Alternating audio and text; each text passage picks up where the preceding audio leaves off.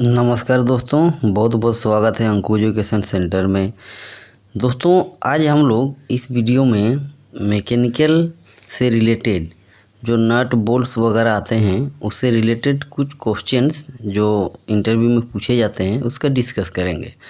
तो चलिए दोस्तों, आप वीडियो में बने रहिए। मैं डायरेक्ट क्वेश्चन पे आ रहा हूँ और वन बाय वन क्वेश्चंस को मैं क्लियर करूँगा।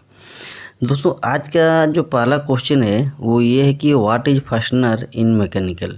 इंटरव्यूअर आपसे पूछ सकता है कि मैकेनिकल में फास्टनर का क्या मतलब है, आप बताइए। तो देखिए, मैं इसको पहले आपको थोड़ा सा पढ़ के समझा देता हूँ। आप बोल सकते हो कि sir a fastener or fastening is a mechanical device that mechanically join two or more object together.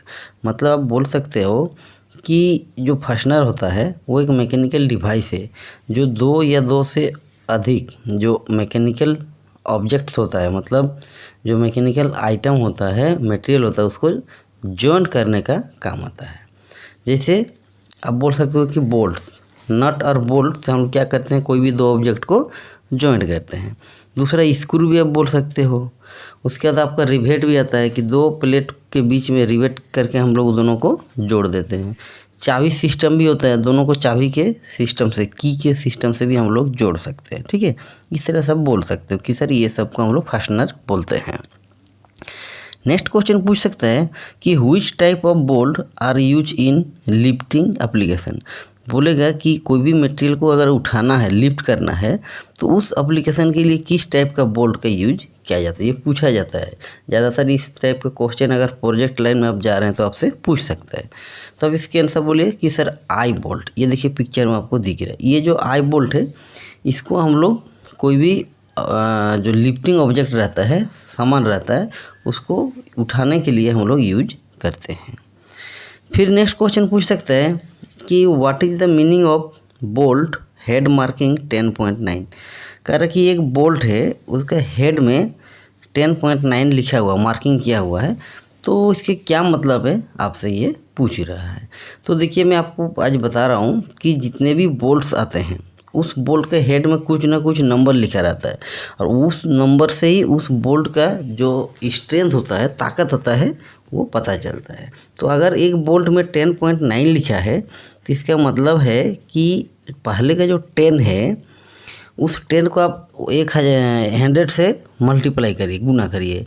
तो 100 से अगर मल्टीप्लाई करिएगा तो आएगा आपको 1000। तो ये जो 1000 है ये न्यूटन पर mm², ये यूनिट है टेंसाइल स्ट्रेंथ का। ये उसका टेंसाइल स्ट्रेंथ को बता रहा है। टेंसाइल स्ट्रेंथ का मतलब कि इतना न्यूटन फोर्स तक अगर हम इसको टाइट करेंगे तो ये बोल्ट टूट जाएगा। ठीक है, फिर ये जो 1000, इसको अगर आप 0.9 जो नंबर का पीछे वाला नंबर है 10.9 में 0.9 के साथ अगर गुना करोगे तो आएगा आपको 900 न्यूटन पर mm²। इसको बोला जाता है यील्ड स्ट्रेंथ, मतलब कि इतना तक अगर हम बोल्ट को टाइट करेंगे तो ये बोल्ट धीरे धीरे परमानेंट डिफॉर्मेशन होगा, मतलब ये धीरे धीरे मतलब डैमेज होता जाएगा, लेकिन 1000 तक पहुंच जाएंगे तो ये टूट ही जाएगा। तो कितना तक सेफ रहेगा भाई कि हम उसको उतना तक टाइट कर सकते हैं। तो ये जो 900 आया है इसका आप 90% निकाल दो। इसका 90% निकालोगे तो आपको मिलेगा 810 न्यूटन mm²। ये होता है उसका सेफ लोड। इतना तक अगर हम किसी बोल्ट को टाइट कर देंगे तो वो बोल्ट कभी टूटेगा नहीं। तो इसका मतलब हुआ कि 810 न्यूटन mm² तक बोल्ट टूटेगा नहीं। जैसे उससे थोड़ा बढ़ा देंगे 900 तक तो बोल्ट क्या होगा, धीरे धीरे डैमेज होना चालू हो जाएगा और 1000 तक अगर पहुंचा देंगे तो वो टूट जाएगा। इसका यही मतलब होता है। ठीक है, फिर नेक्स्ट क्वेश्चन आपसे पूछ सकते हैं कि वाई स्प्रिंग वॉशर यूज। बोलेगा कि इंडस्ट्री में स्प्रिंग वॉशर हम लोग क्यों यूज करते हैं मैकेनिकल में। ठीक है, तो देखिए स्प्रिंग वॉशर का बहुत क्वालिटी है, इसीलिए उसको यूज किया जाता है। अब बोल सकते हो कि sir spring washer provide axial load to fastener during vibration और शॉक। सही बात है, मतलब स्प्रिंग वॉशर जो होता है वो क्या करता है कि एक्सियल लोड को प्रोवाइड करता है। कहाँ पे, जिस जगह पे ज़्यादा वाइब्रेशन या शॉक लोड रहता है उसको एब्जॉर्ब करने के लिए, कंट्रोल करने के लिए हम लोग ही स्प्रिंग वॉशर को यूज किया जाता है, तो ये करते हैं। ठीक है, फिर नेक्स्ट क्वेश्चन पूछ सकते हैं कि what is the difference between course and fine thread bolt. कहेगा कि कोर्स थ्रेड और फाइन थ्रेड बोल्ट में क्या डिफरेंस है आप बताइए। तो देखिए कोर्स थ्रेड का मतलब होता है कि बोल्ट का जो थ्रेड है वो थोड़ा दूर दूर में रहेगा, और जो फाइन थ्रेड बोल्ट है उसमें जो थ्रेड रहेगा वो सामने सामने रहेगा। ठीक है, तो दोनों में क्या डिफरेंस है। तो कह रहा कि कोर्स थ्रेड जो होता है दोस्तों, अब इसको बोलिए, ठीक है, अब इसको ऐसा बोले कि सर कोर्स थ्रेड वाला जो बोल्ट रहता है इसको जब हम इंस्टॉल करते हैं, मतलब नट बोल्ट को जब कसते हैं लगाते हैं, तो क्या होता है कि ये मतलब धीरे धीरे करके बहुत जल्दी ये इंस्टॉल हो जाता है, बहुत जल्दी ये टाइट ले लेता है। जबकि जो फाइन थ्रेड रहता है इसको इंस्टॉल करने के लिए, लगाने के लिए थोड़ा सा टाइम लगता है। क्यों? क्योंकि इसमें ज़्यादा थ्रेड रहता है, उतना थ्रेड घुमाओगे तब जाके वो टाइट होगा, और कोर्स थ्रेड में कम थ्रेड रहता है इसीलिए वो जल्दी टाइट हो जाता है। या दूसरा एंगल से आप बोल सकते हो कि जो कोर्स थ्रेड रहता है उसका टेंसाइल स्ट्रेंथ कम होता है, और जो फाइन थ्रेड रहता है उसका टेंसाइल स्ट्रेंथ ज़्यादा रहता है। अब ये कैसे?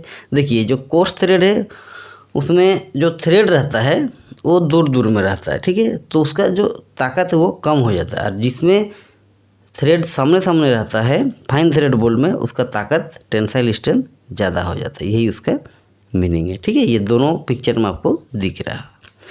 नेक्स्ट क्वेश्चन पूछ सकता है कि what is the pitch of M20 bolt. पूछ देगा और पूछता भी है कि बोलेगा कि एक M20 का बोल्ट है 20 का, उसका पिच कितना होगा बताइए। ठीक है, तो मैं आपको बता रहा हूँ कि M20 बोल्ट का जो पिच होता है वो होता है 2.5 mm। ये पिच का मतलब होता है कि दो थ्रेड के बीच का जो लीनियर डिस्टेंस होता है, दूरी होता है, उसी को बोला जाता है पिच। ये पिच निकालने का एक वीडियो मैं स्पेशली लाऊंगा। फिर नेक्स्ट क्वेश्चन पूछ सकता है कि what is the key size of Elon bolt M12। देखिए इंडस्ट्री में बहुत सारा एलन बोल्ट आता है जिसका हेड में, ठीक है, एलन टाइप का बना रहता है। ठीक है, ये आपको इस पिक्चर में दिख रहा है। तो इसमें जो हेड है, इस हेड का सेंटर में एक की लगाते हैं, चाबी लगाते हैं, तभी इसको हम लोग टाइट कर पाते हैं। ये हेक्सागोनल नहीं रहता, ये इंटरनल हेक्सागोनल रहता है। तो इसमें जो की लगेगा, चाबी लगेगा बोल रहा हूँ, वो कौन सा साइज का लगेगा ये आपसे पूछ रहा है। तो देखिए ये जो M12 है इसमें आपको 2 माइनस करना पड़ेगा, तो आपको मिलेगा 10। तो ये जो 10 होता है ये 10 mm का इसमें की लगेगा। ये एलन बोल्ट और की का जो रिलेशन है इसके वीडियो मेरा प्लेलिस्ट में है, आप वहाँ पे जाके इसको देख सकते हो। फिर नेक्स्ट क्वेश्चन पूछ सकते हैं what is the key size of set screw, grub screw M12। बोलेगा कि एक सेट स्क्रू है जिसको हम लोग गर्ब स्क्रू भी बोलते हैं, जैसे इस पिक्चर में आपको दिख रहा है। देखिए बोलेगा कि इसमें जो की लगेगा उसका साइज क्या है ये आप बताइए।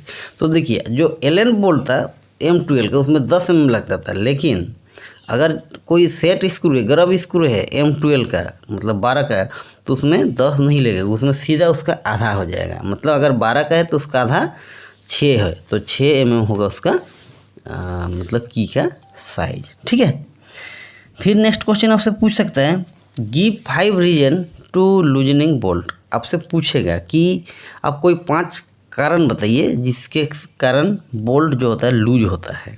ठीक है, आप काम करते होंगे तो आसानी से इसको बता दोगे। तो पहला आप बोल सकते हो कि सर अंडर टाइटिंग। हाँ सही बात है, अगर आप नट बोल्ट को सही से टाइट नहीं किए रहोगे तो लूज होगा ही, जाहिर सी बात है। दूसरा है वाइब्रेशन, अगर कहीं वाइब्रेशन कंटिन्यू हो रहा है तो भी बोल्ट लूज हो सकता है और होता भी है। उसके बाद गैस्केट क्रीप, अगर मान लीजिए कि जब आप गैस्केट यूज कर रहे हो, कोई फ्लैंज जॉइंट किए हो नट बोल्ट से, ठीक है, तो इस टाइप का जगह पर अगर गैस्केट आपका क्रीप हो गया, डैमेज हो गया, तो उस कंडीशन में भी आपका जो बोल्ट है वो लूज हो सकता है। फिर आप बोल सकते हो कि शॉक लोड, जहाँ पे शॉक लोड लग रहा है वहाँ पर भी बोल्ट लूज हो सकता है। फिर आप बोल सकते हो थर्मल एक्सपेंशन, अगर हॉट जोन है, हॉट जोन में थर्मल एक्सपेंशन से भी बोल्ट लूज होता है। ठीक है, और लास्ट क्वेश्चन आज का वो पूछ सकते हैं कि what is a right and left handed threaded bolt. बोलेगा कि राइट और लेफ्ट हैंडेड थ्रेडेड बोल्ट से क्या मतलब है आप बताइए। तो देखिए राइट हैंडेड थ्रेडेड बोल्ट का मतलब होता है कि राइट हैंडेड थ्रेड, और लेफ्ट हैंडेड का मतलब लेफ्ट हैंडेड थ्रेड। इसका क्या मतलब है कि अगर कोई बोल्ट जिसको आप कहीं पे टाइट कर रहे, या मतलब अगर उसमें आप नट को चढ़ाओगे और नट को अगर आप राइट साइड घुमाओगे और नट आपका उसमें ऊपर तक चढ़ते जाएगा, तो उस बोल्ट को बोलेंगे राइट हैंडेड थ्रेडेड बोल। और अगर मान लीजिए नट को हम लोग राइट में घुमा रहे हैं तो वो टाइट नहीं ले रहा है, लूज हो रहा है, लेकिन अगर लेफ्ट में घुमाएंगे तो वो टाइट हो रहा है, ऊपर जा रहा है, तो उसको बोलेंगे लेफ्ट हैंडेड थ्रेडेड बोल। यही इसका मीनिंग होता है। तो आई होप दोस्तों ये वीडियो आपको अच्छा लगा।